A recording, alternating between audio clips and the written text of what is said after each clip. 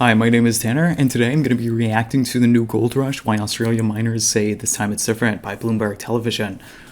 So I'm really excited to look at this and also just talk about the future of mining. So I think gold prices like near an all-time high right now, so that's definitely going to have a huge impact on what kind of like jobs geologists get in the future. So let's check this out. Scrub and red dust stretch as far as the eye can see. It's desolate out here and it's dry. Yeah, so one of the things that whenever you see like reddish or orangish sort of like soil or sandy stuff like this, not always, but usually, to my knowledge, that's usually caused by like the presence of oxidized iron minerals, so things like goethite, hematite, maybe a little bit of magnetite, and those are the results of areas where there's not a crazy amount of rain, there's not a crazy amount of other things that iron can attach themselves to, other than interacting with like atmospheric oxygen. So whenever you see like all this red stuff, it's like, oh wow, this kind of hints that like, oh, this is like an arid area, it's dry here. Whenever you look at deep time, hundreds of millions of years ago, and you find a bunch of like red deposits, a bunch of like hematites. Not always, but usually it's like, oh, this might have been a place that was pretty dry and like arid. Maybe like a desert-like sort of paleohydrology. So like precipitation, like rain, an area that lacked a lot of rain, or maybe something that just had like maybe like a seasonal sort of like wet and dry season, maybe something like that. So just anyways, I'll let it go to the video. Also, Australia is like super well known for having a ton of mining places. It is one of the oldest continents. It's like crazy rocks that aren't really, like, to my knowledge, like produced anymore because of a bunch of Precambrian weird tectonic stuff. So to me, this looks maybe like, I don't know exactly, this is like an open pit mine, so they're drilling into the earth like this. They're not like going into like the earth. They're not going into the earth under the surface too much. They're just like excavating everything down. So these places, I think this looks a lot like Kalgore, which is like a giant gold mine. A long way for. How many ounces? Yeah, and then there's gold right there. So there'd be around 500 grams of gold in a truck. So we're gonna it's hard to appreciate how big this pit is because like these are not like standard sized dump trucks. A lot of these dump trucks are like absolutely ginormous. Like you could like maybe if you look at the screen, maybe like the size of my cursor is like the size of a person. It's like absolutely insane how much rock they're moving out of this place. a line of trucks slowly making their way out of the pit here. How long does it take to get from the bottom to the top? Yeah, it's well over an hour. The Kalgoorlie super pit in Western Australia is a sight to It's like an hour. That's like your commute. behold. More than That's like 600 meters crazy. deep, it would cover even Manhattan's tallest skyscrapers. It's so vast Holy it could swallow Central Park. This project's going to be an important one for our business and our shareholders at the same time. Stuart Tonkin is CEO of Northern Star, Australia's biggest That's gold mine. absolutely insane. Probably around $300 to $400 million per annum being spent moving material from the southern part of this pit, gaining access to over 6 million ounces of gold in the bottom of the southern part of this pit. The price of gold has been on a tear. It's up nearly Yeah, that's what I was talking about 2000, earlier. doubling over the last 5 years. Tonkin's company and many others around Kalgoorlie are cashing in. The gold industry has been here before.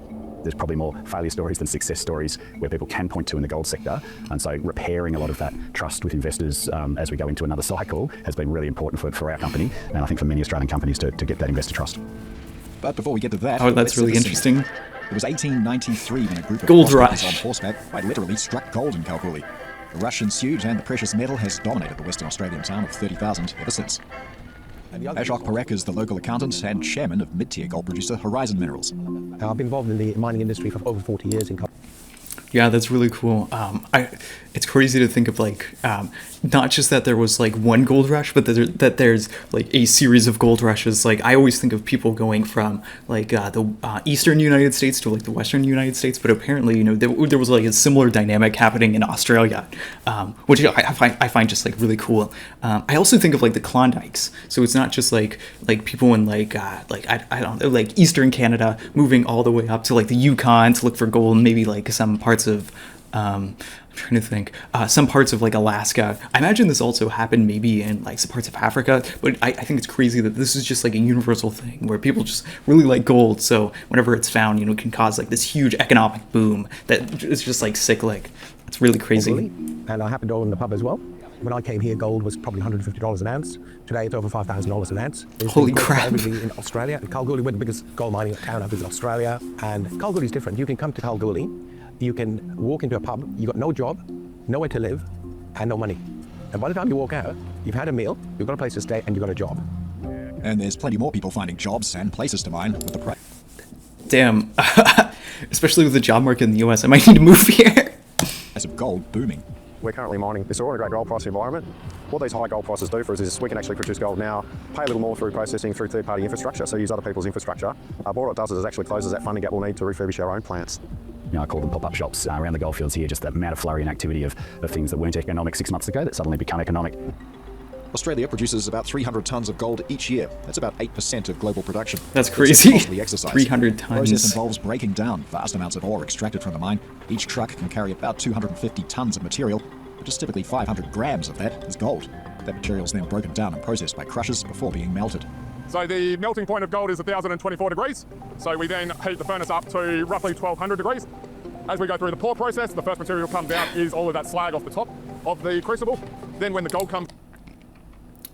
Oh, that's so interesting. So they have like a pouring device that kind of like allows, I guess like, I presume like what's happening is like you're putting a bunch of like concentrated material in there from like a bunch of previous like separation devices. And then like whenever that comes out, the stuff that is gold coheses together. And then the stuff that doesn't cohese together as well. Like it just looks like there's like this black sludge that just kind of cooled back there. So I'd just be really really interested about like the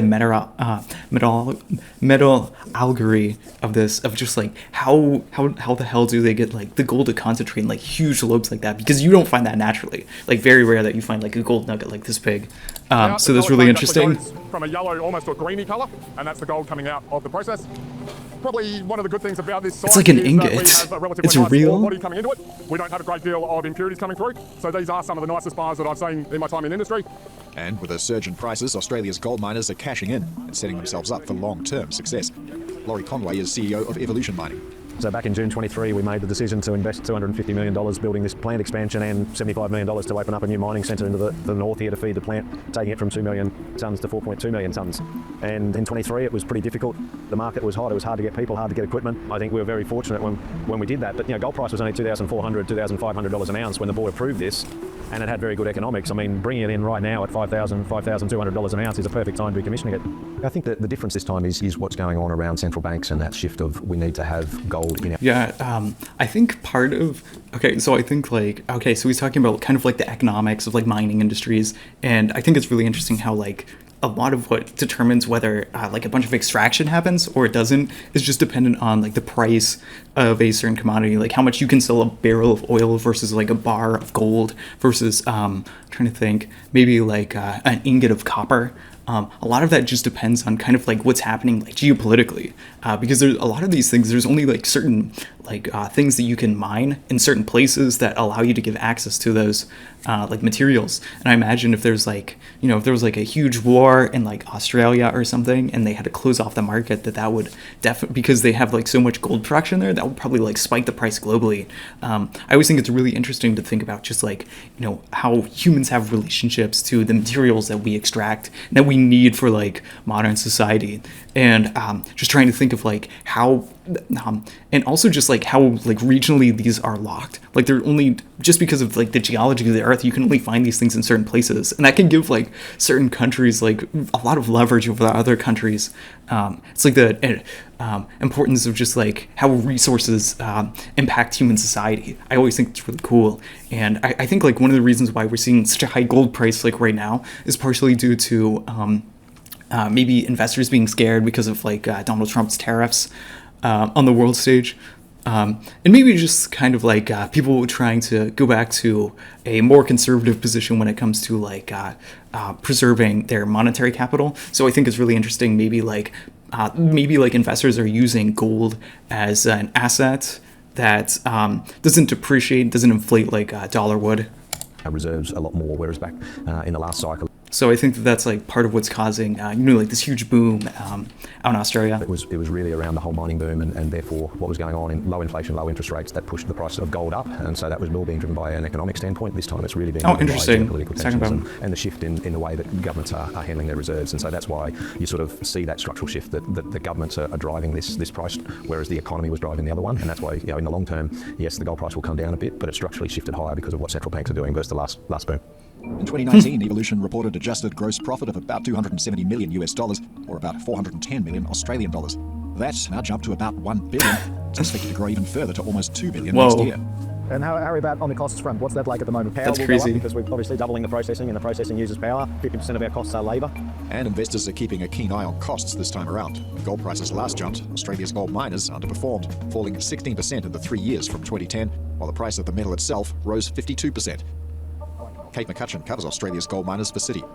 So last cycle, we definitely saw a lot of transformative M&A, which was very value destructive. So that last cycle from 2000 to 2012, the 10 biggest gold stocks in our coverage universe cumulatively burnt $10 billion in free cash. As an industry, we've made those missteps because when the price did come off and that cycle changed, shareholders went, well, where's the cash? And all the industry said is, well, we reinvested it into projects, or we went and bought assets, and therefore we've reinvested that money for you. And the shareholders were like, well, we would have liked some of that, and we didn't see that. It hasn't changed too much, other than that we're putting more cash in the bank, which is what our shareholders want to see. So it's interesting you say you've got more cash in the bank. Has this changed your approach to reserve management and long-term planning as well? You've got to see it as a sustained price at these levels before, because you can't just change your mine plans overnight. So what it does mean, we look at our reserve pricing, we look at what the costs have changed, because you do see costs generally follow the gold price. And then we look at what projects become more economic in a higher price environment, and then we apply the normal discipline of Okay, so he's just talking about, there's a lot of like business side stuff that I kind of don't understand about this, but I do think it's interesting from like, oh wow, holy crap. You can see, okay, so there's like a smaller truck there, and then compared to like the huge size of like these giant dump trucks. Yeah, because those things are like monstrous. And one thing I'm also really curious about is like, how environmentally destructive this is, because I imagine like a lot of you could have like a lot of wind just kind of carry like all this rock dust and just blow it around everywhere into the atmosphere out there. So I don't know. I bet there's a lot of environmental concerns. I think it's important that you look at a lot They of have to like think about some things like hedging, hedge book legacy at prices that people had never thought that they would see exposure to.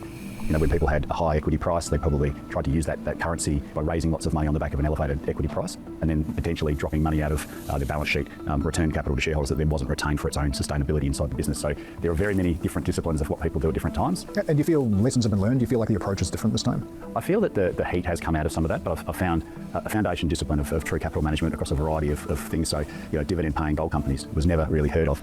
There's a lot of good track record of gold companies paying dividends, doing share buybacks, compressing registers that they had raised equity on the back of. Bunch of finance those are the type of capital management measures that aren't typical to a gold company. At this time, investors want to see more tuck-in that dirt is so acquisitions red. or bolt-on acquisitions close to infrastructure. It's very, very hard in a bull gold market to do a deal that's accretive, and I think the gold companies are realizing that. Secondly, what's not different this time is delivery on operational guidance. So the three biggest stocks in our coverage universe, Evolution, Northern Star and Newmont, actually up until this FY, hadn't delivered on guidance for between 4 to 7 years. The third thing that's different this cycle is also hedge books. So now we're seeing gold miners opt for no hedging policy, so that exposure to spot prices, and putting in place some put options to protect the downside. And this cycle as well, most of the gold miners in our coverage are in a net cash position or running at peak net debt of 15%, so balance sheets are very different this time. Okay. Very interesting. Okay, so that's just more economics. And investors appear to be liking what they're seeing. Okay. Since the start of 2022, the gold price is up 85%. Australia's gold miners are up 98%, with both Northern Star and Evolution balancing share buyback programs with new investments in recent I'm months. still like Do you feel like investors absolutely now buy the footed by idea like that how gold industry big is that more pit resilient is. than it has been in the past? Yeah, I think if we can continue that over the next sort of 12, 18 months through increasing dividends, making sure that some companies do buybacks. That Okay, so they just want to give cash back to the people who own shares. They still want us to reinvest in the business. They want us to make it sustainable over the long term. They do want to share in that as we're going through this cycle. Just spent a couple of weeks in the US meeting with investors because there's a lot more interest in the US in Australian gold stocks at the moment, and so it was good to go and talk to them and explain what we're doing here at Evolution, but also what the gold industry in Australia is doing, and there's certainly going to be more There's interest. like so much The machinery. question is, where to Okay. next? Gold has plateaued in recent months, but in an increasingly uncertain macro environment, is there room to go higher? It's a really exciting time for gold, and it's been elevated for some time. But there doesn't seem any signs that this is going to fall back. We think it's possibly the new norm, and if anything, the start of another continuing bull run for gold. Yeah, certainly. I mean, gold. It's like started so back in much the heavy 1850s, so machinery. It's been around and been a part of Australia for a very long time. And I think, as we go through the boom and bust of economies, gold has had a significant role to play. It now has a more important role to play because we are a top 10 producer. We're a low-cost producer. We're a great jurisdiction in which to operate, and therefore it makes it important to the Australian economy. But it also means it makes it attractive for people to invest in the sector. Whether it does make it attractive for people to invest in is going to depend on some big decisions being made by companies like Evolution and Northern Star. Is it time to double down on the gold mining bet, or is it time to take some money off the table and give it back to investors? Okay, well, that was pretty interesting. Give me a more nuanced view of like the economics of like running a mine. Very cool.